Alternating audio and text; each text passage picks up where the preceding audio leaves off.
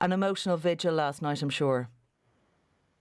Good morning, Claire. Yes, it was very emotional scenes in Llewellyn Court in Ballinteer last night. They held a vigil just after 7 o'clock yesterday evening after trying to process really what had just happened in their local area. A few people that I had spoken to, they were saying that these events in Canturk, they were still all kind of really trying to come to terms with that, as is most of the country, I'm sure. And then to see this situation land on their doorstep with the death of a woman and her two children. And some were visibly upset. Some seemed to just have a sense of they didn't know what else to do. It wasn't just people that lived in Llewellyn that were at this vigil last night.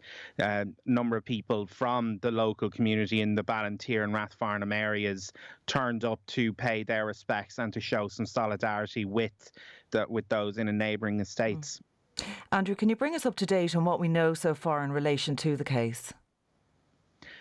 Yeah, so what we know so far is that Gardaí received a call from neighbours who had become concerned that they hadn't seen the children in particular out playing in the back garden where they were most likely to have been seen, or on the rare occasion out in the front as well. So the neighbours hadn't seen them in some time, and they made a call to Gardaí, who then forced their way into the home in Llewellyn Court shortly before midday yesterday. And on arrival, they found the bodies of a 37-year-old woman and her two children, an 11-year-old girl and a 6-year-old boy.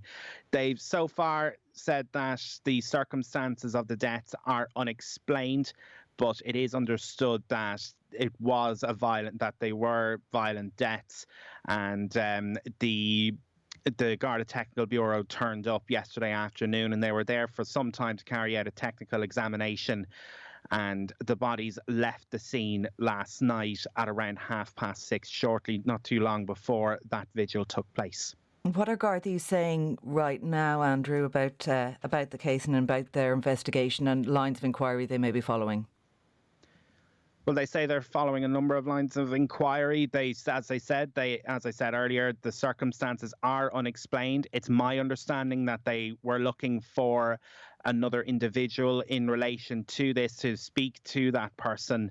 And as far as whether they've found them, it's not known to me at this stage.